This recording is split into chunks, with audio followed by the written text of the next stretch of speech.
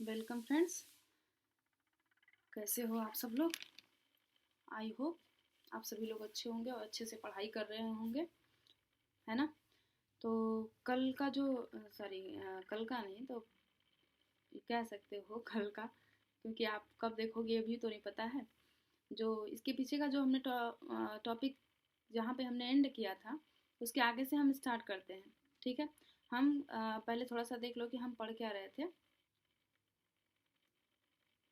हम पढ़ रहे थे, just 1 minute, okay. Chapter 2 science, chapter 2 class 6 का साइंस था। ठीक है, चैप्टर 2 फूड्स कंपोनेंट्स, यही था ना, फूड्स कंपोनेंट्स, जिसके बारे में मैंने बताया था कि जो फूड आप खाते हो उसमें कौन कौन से कंपोनेंट्स होते हैं, और वो कंपोनेंट्स जो हम जिसकी हमारी बॉडी को नीड होती है। जैसे फूड है तो आपने फूड खा लिया, ठीक है, तो अपने डाइट में, और इसमें कौन कौन से ऐसे कंपोनेंट्स हैं जो आप हमारी बॉडी के लिए बेहद आवश्यक है, जिसके लिए हम भोजन ही लेते हैं। वही मैंने आपको एक सिद्धांत बताया था, कार्य कारण सिद्धांत। बुद्ध भी ऐसा सिद्धांत देते हैं। तो भोजन में वो घटक जो हमारी जिसकी हमारी बॉडी को नीड होती है, जिसकी हमारी बॉडी को नीड होती है, उसे हम कहते हैं इंग्रेडिएंट्स। याद है? इंग्रेडिएंट्स, ठीक। और ये इंग्रेडिएंट्स अपने आप में 5+2 थे। भोजन के इंग्रेडिएंट्स की बात करेंगे जो हमारे लिए ऊर्जा और फाइट अगेंस्ट डिजीज़ का काम करते हैं, प्रोटेक्शन का काम करते हैं, मेंटेनेंस का काम करते हैं। उसमें मैंने बताया था एनर्जी गिविंग फूड्स जैसे फैट एंड कार्बोहाइड्रेट्स, ठीक है, ये एनर्जी गिविंग फूड थे। प्रोटीन, प्रोटीन जो मेंटेनेंस का काम करता है, इसमें से भी प्रोटीन से भी 10% ऊर्जा मिलती है। लेकिन यदि फैट और कार्बोहाइड्रेट की सेम अमाउंट हो तो फैट से ज़्यादा एनर्जी मिलती है, हम देख चुके हैं। वाइटमिन, वाइटमिन से हमको ऊर्जा नहीं मिलती है, फिर भी ये क्या करते हैं, बीमारियों के विरुद्ध लड़ते हैं। मिनरल्स, मिनरल्स हमारे बोन्स, टीथ, कई सारे कंपोनेंट्स के लिए, ब्लड के कई सारे कंपोनेंट्स के लिए इनकी नीड होती है। ये 5 हो गए थे, प्लस 2 एक्स्ट्रा थे। एक था फाइबर, जिसे रफेज कहते हैं, रुक्षांश, दूसरा वाटर। इन सब के क्या क्या यूज़ थे, क्या क्या ये बता दिया था मैंने, ठीक है। फाइबर मोस्ट इंपॉर्टेंट है, तो ज़्यादा एडवांस टेक्नोलॉजी यूज मत किया करो आप। मूंगफली या चना, मूंगफली या चना खाया करो जब आप, मूंगफली और चना खाया करो तो आप उसका छिलका मत हटाया करो, क्योंकि छिलके में ही क्या होता है, फाइबर होता है। इनको गेट बंद कर देना तुम। छिलके में ही फाइबर होता है, और ये फाइबर भोजन के जो कण होते हैं जो डाइजेस्ट नहीं होते हैं, उनको अपने साथ चिपकाता है और वो बाहर आसानी से निकल जाते हैं, जो हमारे डाइजेशन सिस्टम को एकदम फिट रखता है। ठीक है, इसलिए इतना हमारा हो गया था समरी। उसके बाद आपने एक लेक्चर में मैंने ये एक्टिविटी आपको दिखाया था कि हम जब टेस्ट करते हैं कि किस प्रकार के फूड में किस प्रकार के न्यूट्रिएंट्स पाए जाते हैं, किसमें कार्बोहाइड्रेट, किसमें फैट, किसमें वाटर, किसमें प्रोटीन है, किसमें, तो इस प्रकार का हमने एक्सपेरिमेंट किया था आयोडीन का लेके, और कॉपर सल्फेट और कास्टिक सोडा का जो सॉल्यूशन लिया था। सेकेंड चैप्टर में ये हो गया था। फिर उसके बाद थर्ड टॉपिक में हमने क्या, चैप्टर नहीं, थर्ड टॉपिक में हमने डिस्कस किया था कि कार्बोहाइड्रेट किस में मिलते हैं, सोर्स क्या क्या है। अब आते हैं नेक्स्ट क्या है, 2.3, यानी कि सेकेंड चैप्टर का थर्ड हेडिंग है बैलेंस डाइट। ठीक है, बैलेंस डाइट, बैलेंस डाइट मैंने कहा था कि ये 5 चीज़ें प्लस फाइबर और वाटर यदि आप बैलेंस रूप में लेते हो तो इसी डाइट को क्या कहते हैं, बैलेंस डाइट कहते हैं। ठीक है, बैलेंस डाइट। और यदि आप बैलेंस डाइट लेते हो, जैसे एक सिद्धांत है, देखो, precaution is better than cure, precaution is better than cure. यानी कि बीमार होकर केयर करने से अच्छा है कि आप क्या कर लो, प्रिकॉशन ले लो। और सबसे बड़ा प्रिकॉशन यही है कि आप बैलेंस डाइट लो। यदि आप बैलेंस डाइट लेते हो तो थोड़े बहुत वायरस बैक्टीरिया यदि एंटर भी करते हैं तो आप थोड़ा हल्का फुल्का बुखार होगा लेकिन आप ठीक रहोगे। लेकिन यदि आप डाइट से कंप्रोमाइज़ करते हो, लोग होता है कि बोलते हैं कंप्रोमाइज़ कर लेते हैं, चलो ठीक है टमाटर महंगा तो नहीं खाते हैं। नहीं, जो टमाटर महंगा का आप बचाते हो वो आपको फिर मेडिसिन पे इसको एक्सपेंड करना पड़ेगा आपको, ठीक है। तो आप इन चीज़ों के साथ कंप्रोमाइज़ ना करो। जब आप कपड़े खरीदने जाते हो तो वहाँ पे आप कंप्रोमाइज़ नहीं कहते हो कि यार एक साल में एक बार ठंड आएगी, एक बार जैकेट खरीदना है, थोड़ा पर्सनालिटी भी दिखनी चाहिए। 4,000 की जैकेट है, चलो ठीक है ले लेते हैं, एक ही बार तो लेंगे, 3-4 साल चलेगा। यहाँ पे आप कंप्रोमाइज़ कर लेते हो, यहाँ पे आप कंप्रोमाइज़ नहीं करते। लेकिन जब आप डाइट की बात करते हो तो टोमेटो महंगा है, चलो ठीक है नहीं लेते हैं, ठीक है। इस ठंड का सीज़न चल रहा है, अभी पी मटर जो प्रोटीन का सोर्स है, अब ये आप उसको नहीं लोगे, कहोगे यार बहुत महंगा, सस्ता होने दो। और कैरोट की बात करोगे, गाजर की, तो वो भी आप कहोगे ठीक है जब सस्ता होगा तो खाएंगे, शिमला मिर्च नहीं खाओगे। यहाँ पे आप कंप्रोमाइज़ कर लेते हो। तो जब यहाँ पे आप खर्च करोगे तो आपको मेडिसिन पे खर्च नहीं करना पड़ेगा। और यहाँ पे एक लाभ तो ये हो गया। दूसरा लाभ ये हो गया कि आप हेल्दी रहोगे तो आपकी वर्क एफिशिएंसी ज़्यादा रहेगी। और जब वर्क एफिशिएंसी ज़्यादा रहेगी तो इनकम ज़्यादा होगा, इनकम ज़्यादा होगा तो हेल्थ इशू सही रहेगा। और हेल्थ इशू सही रहेगा तो आप हैप्पी रहोगे। देखो क्या क्या चीज़ें जुड़ी है बैलेंस डाइट से। बैलेंस डाइट, ठीक है। बैलेंस डाइट पे आपने लिया यदि खर्च, इस पे आपने थोड़ा सा खर्च कर दिया तो आपको क्या क्या मिल रहा है, देखो यहाँ से। एक तो आपका मेडिसिन पे खर्च बच जाएगा, ठीक। दूसरा आप हेल्दी रहोगे, हेल्दी रहोगे तो हैप्पी रहोगे, हैप्पी रहोगे तो वर्क एफिशिएंसी ज़्यादा बढ़ेगी, वर्क एफिशिएंसी आपकी बढ़ जाएगी। और वर्क एफिशिएंसी बढ़ेगी तो आपका इनकम बढ़ेगा, इनकम बढ़ेगा तो आपकी फैमिली खुश रहेगी, फैमिली खुश तो आप खुश। अब क्या चाहिए, हैप्पी एंडिंग, ठीक है। देखो कितनी सारी चीज़ें जुड़ी हुई हैं, लेकिन हम कंप्रोमाइज़ कर लेते तो फिर थोड़ा सा अवेयर हो जाओ, ठीक है।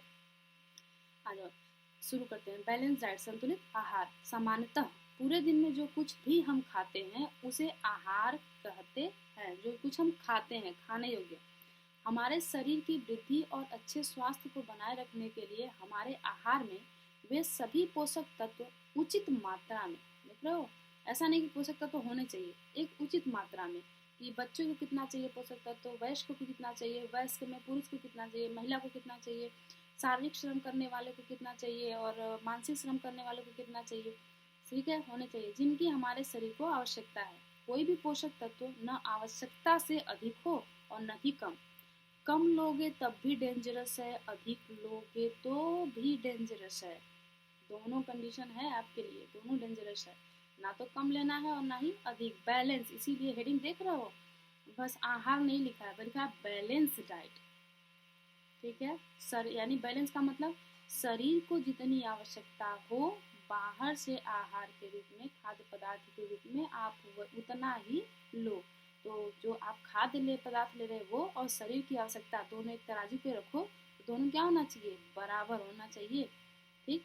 हमारे आहार में पर्याप्त मात्रा में वृक्षांश तथा जल भी होना चाहिए। देखो न्यूट्रिएंट्स के साथ साथ आहार और वृक्षांश न्यूट्रिएंट्स तो नहीं है, बट ये न्यूट्रिएंट्स से अलग काउंट किया जाता है। न्यूट्रिएंट्स कितने हैं, 5 ही हैं, 5, और ये 2 जो है वृक्षांश और जल भी होना चाहिए। इस प्रकार के आहार को संतुलित आहार कहा जाता है। तो आपके एग्जाम में यदि पूछ दिया क्वेश्चन कि डिस्कस अबाउट बैलेंस डाइट, तो आप लिखोगे कि ऐसा आहार जो पोषक तत्वों तथा वृक्षांश और जल से भरपूर हो। फिर आप वहीं पे एक ग्राफ बना देना, यहाँ पे ऐसे बना देना, आप ऐसे ग्राफ बना देना।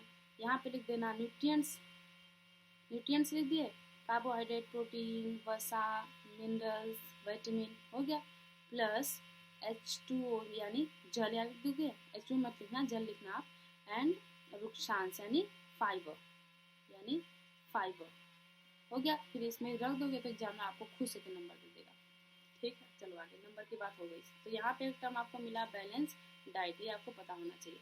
आगे चलो,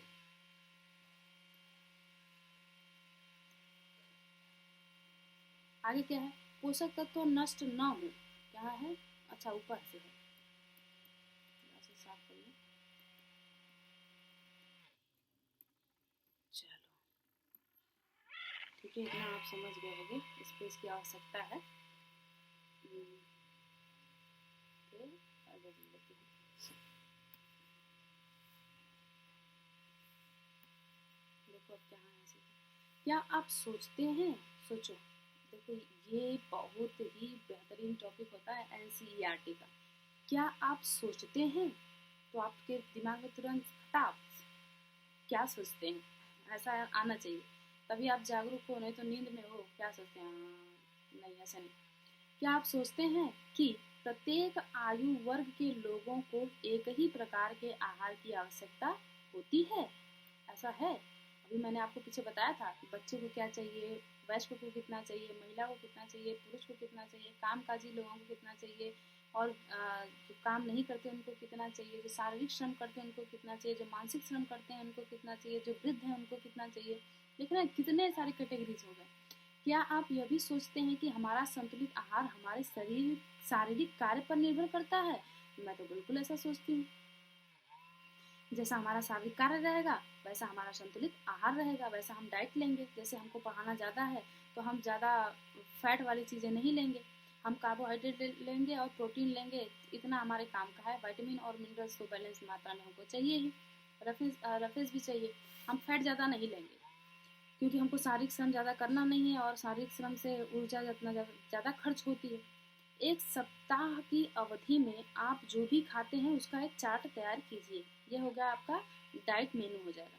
जांच कीजिए कि प्रतिदिन जो भोजन आप करते हैं क्या उसमें सभी पोषक तत्व उपस्थित हैं। ठीक है, आप सही आहार ले रहे हो कि नहीं ले रहे हो, इसका देखो ये एक एक्सपेरिमेंट है। आप पूरे सप्ताह का बनाओ कि आपको वास्तव में आपको जितना प्रोटीन, कार्बोहाइड्रेट, विटामिन सब चाहिए, सब कुछ चाहिए, वो सब आपको किसी न किसी सोर्स से मिल रहा है कि नहीं मिल रहा है। यदि नहीं मिल रहा है तो कुछ गड़बड़ है। दालें, मूंगफली, सोयाबीन, अंकुरित बीज। अंकुरित बीज की स्पेलिंग बताना आप। मैंने इंग्लिश में इसको क्या कहा था, इंग्लिश लैंग्वेज में फर्स्ट चैप्टर में आया था, जहाँ पे मूंग और चना की तुलना किया था, वहीं पे मैंने आपको बताया था अंकुरित बीज को क्या कहते हैं, मूंग व चना। देखो आया किण्वित भोजन, फर्मेंटेशन फूड। किण्वित भोजन जैसे इडली है, इडली को बनाने से पहले हम इसमें इनो डालते हैं। इनो क्या है, एक ईस्ट का प्रकार है, ईस्ट का प्रकार है। और ईस्ट क्या करता है कि जो भोजन, जैसे आपने चावल और इडली में आप क्या करते हैं कि पीछे बनाने की विधि दिया था, चावल और उड़द का दाल उसको पीस के रख के उसमें इनो डाल देते हैं, तो उसमें जो ईस्ट होता है वो उसे खाता है, और उसके बाद यानी कि जैसे हम भोजन करते हैं तो वेस्ट निकलता है, तो समझ लो आप ईस्ट का वेस्ट ही खाते हो, ईस्ट का वेस्ट खाते हो। तो वहाँ से जो ये प्रक्रिया करता है उसे कहते हैं फर्मेंटेशन। और कौन सी गैस वहाँ से निकलती है, कार्बन डाइऑक्साइड निकलती है, तो वहाँ पे वो स्पंजी बना देता है। और ये जो ईस्ट होते हैं, इस प्रकार के भोजन हमारे स्वास्थ्य के लिए बहुत लाभदायक होते हैं। ठीक, तो किण्वित भोजन जब ईस्ट ये प्रक्रिया करती है तो इसे किण्वन कहा जाता है। जैसे अल्कोहल के साथ भी ऐसे ही होता है, कुछ लाभदायक बैक्टीरिया होती हैं जो किण्वन की प्रक्रिया करती हैं, तो गन्ने के रस को और जौ ये वगैरह को उसमें राम तो विस्की तो अल्कोहल में कन्वर्ट कर देती हैं। किण्वित भोजन दक्षिण भारतीय भोजन जैसे इडली, पीछे आया था। आटे का मिश्रण, मिस्सी रोटी, थपेला अनाज व दालों से बना। अब भाई आटे का मिश्रण, इसमें अब मिस्सी रोटी में देखो एक चीज़, मिस्सी रोटी क्या होता है। अब एक तो आप कमेंट करके बताओ कि मिस्सी रोटी भाई होता क्या है, पहली चीज़। और दूसरी चीज़ की ये इसके बाद एक और चीज़ है थपेला अनाज। अब भाई थपेला अनाज क्या होता है, तो मिस्सी रोटी को आप सर्च करना और बताना कि ये क्या होता है, मिस्सी रोटी थपेला अनाज। फिर इसके बाद आगे चलो, केला है, पालक है, सत्तू है, सत्तू बहुत बेहतरीन चीज़ है पेट के लिए। गुड़, चीनी को त्याग दो, यदि अच्छा गुड़ मिल जाता है देसी एकदम शुद्ध तो उसका यूज ज़्यादा करो। उपलब्ध सब्जियां तथा इसी प्रकार के अन्य भोजन कई पोषक उपलब्ध कराते हैं। देख लो इतने सारी चीज़ें खाओगे तो कई पोषक तुमको मिलेंगे। इसलिए कोई व्यक्ति अल्प व्यय में भी संतुलित आहार खा सकता है। यदि आप इस भोजन पे ध्यान दोगे तो देखोगे कि आपके आसपास ये चीज़ें कम दाम में और बहुत आसानी से, चूँकि हम भारतीय लोग, भारत में मैक्सिमम लोग कृषि करते हैं, तो बहुत आसानी से हमको ये मिल जाएगा। तो बस एक एफर्ट लगाना है, एक स्टेप उठाना है कि हम इसको अपने डेली रूटीन में शामिल कर लें। तो हमको सामान्य रूप से अल्प व्यय में ही बहुत माइनर आप खर्च करोगे तो आपको मिल जाएगा बैलेंस डाइट। उचित प्रकार का भोजन करना ही पर्याप्त नहीं है, इसे उचित तरीके से पकाना भी चाहिए। ठीक है, अब ऐसा नहीं है कि पालक का साग खा रहे हो तो ठीक है खा लिया रोज, और रोज खा लिया और पता चला कि इसमें कुछ है ही नहीं। क्यों? क्योंकि आप जो पकाने वाला था वो पालक को काटा और काट के क्या किया, धुल दिया, और जब धुल दिया तो उसके मैक्सिमम न्यूट्रिएंट्स नष्ट हो गए। फिर आप पालक खाओ, कुछ भी खाओ, इसमें आपको कुछ ही चीज़ें मिल पाएंगी। तो इसीलिए बोला है कि जितना आवश्यक है भोजन को खाना, उतना उससे ज़्यादा आवश्यक है भोजन को कैसे पकाया जा रहा है। पहली की जगह अपने आप को जान रखो कि क्या आपके दिमाग में ये क्वेश्चन आया। पहली ये जानने के लिए उत्सुक है कि क्या जंतुओं के भोजन में भी ये सभी अवयव होते हैं और क्या उन्हें भी संतुलित भोजन की आवश्यकता होती है। ठीक है, अब आप ये कमेंट सेक्शन में कमेंट करना कि क्या जंतुओं को भी बैलेंस डाइट चाहिए, कि क्या जो भी आप सोचते हो, नहीं चाहिए, चाहिए, क्यों नहीं चाहिए, सब कमेंट करना। ठीक, भोजन को उचित तरीके से पकाना भी चाहिए ताकि इसके पोषक तत्व नष्ट न हो। सॉरी अगेन सॉरी, पोषक तत्व नष्ट न हो। क्या आप जानते हैं कि पकाते समय कुछ पोषक नष्ट हो जाते हैं? अच्छा, ये कमेंट सेक्शन में बताना कि हमें छींक क्यों आती है। छिलका उतार कर यदि सब्जियों और फलों को धोया जाता है तो यह संभव है कि उनके कुछ विटामिन नष्ट हो जाएं। देखो यहाँ पे बात किया है, यदि किसी भी सब्जी कोई भी सब्जी है, जैसे आलू है तो मैक्सिमम लोग छिल के धोते हैं। मैक्सिमम सब्जियाँ हम लोग घर की बात करेंगे तो ऐसे ही सामान्यतः यही होता है कि हम लोग काटने के बाद धुल देते हैं। माता जी लोग हैं तो वो धुल देती हैं। कहो तो कहेंगे कि किटाता है, ये होता है, वो होता है, करो वाला ज़्यादा पढ़ लिए, सब ऐसे टाइप का होने लगता है हमसे। लेकिन आप पढ़ रहे हो तो इसको अप्लाई करना। ठीक है, छिलका उतार कर यदि सब्जियों और फलों को धोया जाता है तो यह संभव है कि उनके कुछ विटामिन नष्ट हो जाएं। सब्जियों और फलों की त्वचा में कई महत्वपूर्ण विटामिन तथा खनिज लवण होते हैं। त्वचा में मतलब उसके छिलके में, कुछ के तो छिलके में भी होते हैं, जैसे सेब। ठीक, और कुछ तो छिलका रफेज का काम करता है। दूसरा, छिलने के बाद जो बाहरी त्वचा होती है, कुछ विटामिन तो उधर होते हैं। तो चावल और दालों को बार बार धोने से उसमें उपस्थित विटामिन और कुछ खनिज लवण अलग हो जाते हैं। जैसे घर पे है तो दाल और चावल को जब धुलते हैं तो वाइट वाइट दूधिया टाइप का निकलता है, तो लोग कहेंगे कि बहुत गंदा चावल है। नहीं, उसको एक दो बार मैक्सिमम है, और यदि ठीक ठाक है तो एक बार धुल के काम चलाओ। क्योंकि वो वाइट वाइट वाला जो आप पोर्शन कह रहे हो वो उनके कुछ इम्पोर्टेंट कंपोनेंट्स होते हैं। जैसे आपका स्टार्च, जैसे पीछे वाले चैप्टर में आपने पढ़ा था ना कि कार्बोहाइड्रेट पाए जाते हैं चावल गेहूं में, और किस रूप में पाए जाते हैं, स्टार्च के रूप में पाए जाते हैं। तो वो वास्तव में दूधिया दूधिया नहीं होता है, वो क्या होता है, स्टार्च होता है। तो उस स्टार्च को नहीं फेंकना चाहिए। चलो आगे, नेक्स्ट आगे क्या है। हम सभी जानते हैं कि पकाने से भोजन का स्वाद बढ़ता है तथा इसे पचाने में आसानी होती है। तो कुछ जटिल ऐसे न्यूट्रिएंट्स की संरचना होती है जो सरल संरचना में बदल जाते हैं और उन्हें पकाने में आसानी होती है। इसके साथ साथ पकाने में कुछ पोषक तत्वों की हानि भी हो सकती है। बिल्कुल, यदि कोई ऐसा पदार्थ है जिसमें विटामिन सी है और उसको गर्म किए आप, तुरंत विटामिन सी नष्ट हो जाएगा, क्योंकि विटामिन सी टेम्परेचर का बहुत सेंसिटिव होता है। वो जरा सा भी उसको आप टेम्परेचर देंगे तो वो विटामिन सी समाप्त हो जाएगा। इसलिए विटामिन सी वाले पदार्थ को बिना पकाए खाओ, आप मैक्सिमम कोशिश यही करो। ठीक है, इसके साथ साथ पकाने में कुछ पोषक तत्वों की हानि भी हो सकती है। यदि भोजन पकाने में अत्यधिक जल का उपयोग किया जाता है और बाद में उसे फेंक दिया जाता है तो कई लाभदायक प्रोटीन तथा खनिज लवण की हानि होती है। जैसे आप पालक उबाले, कभी कभी हम पराठा बनाने के लिए उबालते हैं, तो अब पालक का जो पानी बचा है उससे आटा गूंथ लो। ठीक है, और कई बार जैसे आपको मूली का पराठा बनाना है तो उसको पानी को निचोड़ देते हैं। नहीं, उसको निचोड़ो मत, उसके पानी को यूज कर लो आटा गूंथने में। ठीक, पकाने में विटामिन सी आसानी से गर्मी से नष्ट हो जाते हैं, जो मैंने आपको बता दिया। विटामिन सी सबसे ज़्यादा नष्ट होते हैं। तो यहाँ से आपसे एक प्रश्न पूछ सकता है कि कौन सा ऐसा विटामिन है जो तापमान के संपर्क में आने पर नष्ट हो जाता है खाद्य पदार्थ से, और क्या गर्म खाने में विटामिन सी मिलेगा? क्या यह उचित नहीं होगा कि हम अपने आहार में फल सब्जी और कच्ची सब्जियों को सम्मिलित करें? इसीलिए देखो कि हम लोग विटामिन सी के सोर्स के लिए अपने आहार में सैलेड डालते हैं। इसमें हम फल या सब्जियों को ऐसे धुल के काट के वैसे ही खाते हैं, जिससे विटामिन सी नष्ट नहीं होता। भुजन ने सोचा कि हर समय वसा युक्त खाना ही सर्वोत्तम भोजन है। क्यों सोचा? क्योंकि उसको लगा कि यदि 100 ग्राम कार्बोहाइड्रेट लेते हैं, 100 ग्राम वसा लेते हैं, तो 100 ग्राम वसा से ज़्यादा ऊर्जा मिलती है। तो क्यों ना हम 100 ग्राम वसा ले लें। तो इसीलिए भुजन सोच रहा है, एक कटोरी कार्बोहाइड्रेट युक्त भोजन की अपेक्षा एक कटोरी वसा युक्त भोजन अधिक ऊर्जा देगा। क्या ऐसा नहीं होता? बिल्कुल होता है सर। लेकिन बैलेंस डाइट नाम की भी कुछ चीज़ होती है। अतः उसमें तली हुई चीजें, समोसा, ओ माय गॉड, पूरी, मलाई, रबड़ी, पेड़ा आदि प्रचुर मात्रा में बस आदि प्रचुर वसा युक्त भोजन ही खाया और इसके अलावा कुछ नहीं खाया। अब क्या हुआ? अब इसके बाद देखो, क्या आप सोचते हैं कि यह ठीक था? बिल्कुल नहीं, क्योंकि हम भी वैसा ही करते थे।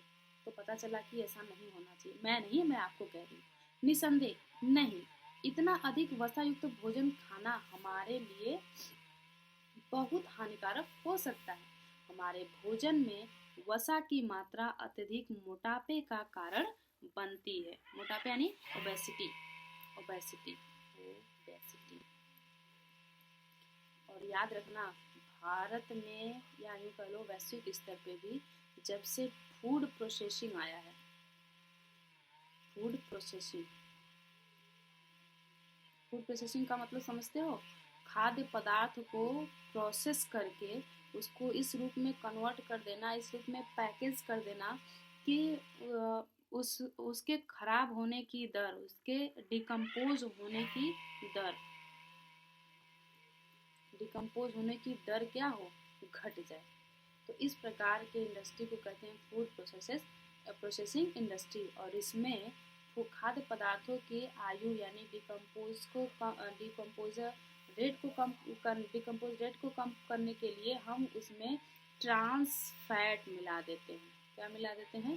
ट्रांस फैट मिला देते हैं। और ये ट्रांस फैट हमारे बॉडी में ब्लड वेसल्स होते हैं, ब्लड वेसल्स के इस सरफेस पे इकट्ठा होना शुरू हो जाते हैं। यहाँ पे कोलेस्ट्रॉल के रूप में ये इकट्ठा होना शुरू हो जाते हैं, नेचुरल कोलेस्ट्रॉल को प्रतिस्थापित करके। और ये ब्लड वेसल्स की ये नालियों के बीच में कम जगह बच जाता है, जिससे ब्लड फ्लुएंटली फ्लो नहीं हो पाता है। और जब ब्लड फ्लुएंटली फ्लो नहीं हो पाता है तो हर जगह ब्लड नहीं पहुंच पाता है, जिससे कभी कभी हार्ट अटैक के भी खतरे हो सकते हैं, कभी कभी लकवा जैसे खतरे भी हो सकते हैं। तो फूड प्रोसेसिंग यूनिट में फूड प्रोसेस जो है वो ऐसे खाद्य पदार्थ को खाने से बचें आप। ठीक है। तो भारत या विश्व में ओबेसिटी यानी कि मोटापे की जो दर है वो लगातार बढ़ती जा रही है, क्योंकि हम भोजन तो खा रहे हैं लेकिन हम किधर की तरफ ज़्यादा झुक रहे हैं, प्रोसेस्ड फूड की तरफ। ठीक है। तो हमेशा फैट वाले खाने से और स्पेशली ट्रांस फैट वाले खाने से बचो। जो भी ऑयल या घी, जो भी ऑयल, वास्तव में इसको ऑयल पढ़ते हैं, जो भी ऑयल या घी आप एक बार इसे फ्लेम पे जला दिए, यानी कढ़ाई में रख के इसको आप एक बार जला दिए, तो दोबारा इसको यूज करने से बचो। मतलब एक बार कढ़ाई में इतना ही घी डालो जितना कि आपको पूरी तलने की आवश्यकता हो। उसे बार बार जलाओगे, उसमें ट्रांस फैट की मात्रा बार बार बढ़ती जाएगी।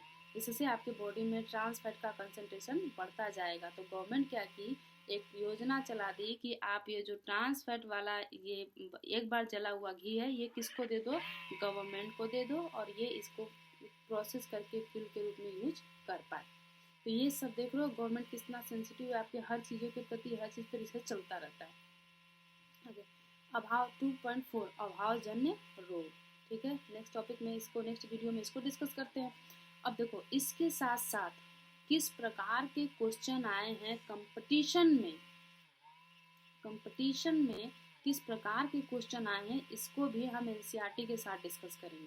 उसका एक अलग फाइल हम बना देंगे, जिसमें हम जो चैप्टर पढ़ाते जा रहे हैं उस चैप्टर से किस टाइप से क्वेश्चन आएंगे वो आपको हम देते जाएंगे, ताकि आप ये देखो कि एनसीईआरटी आपको टॉपिक देता है और उस हर टॉपिक, उस शब्द के बारे में आपको गहन अध्ययन करने की आवश्यकता है। गहन अध्ययन मतलब आप गूगल करो, जैसे ओबेसिटी, मोटापे पे आप रिसर्च करो, बैलेंस डाइट पे आप रिसर्च करो, और उसके बाद ये डिफिशियंसी डिजीज़ पे आप फोकस करो, ठीक है। और ऊपर अभी ये सब सारी चीज़ें हम लोग देखेंगे, ठीक है। और फिर से कह रही हूँ कि अपने यहाँ के बच्चों को एनसीईआरटी का ये कोर्स जरूर दिखाएं। ओके, चलो थैंक यू, नेक्स्ट वीडियो में मिलते हैं। Okay, see you.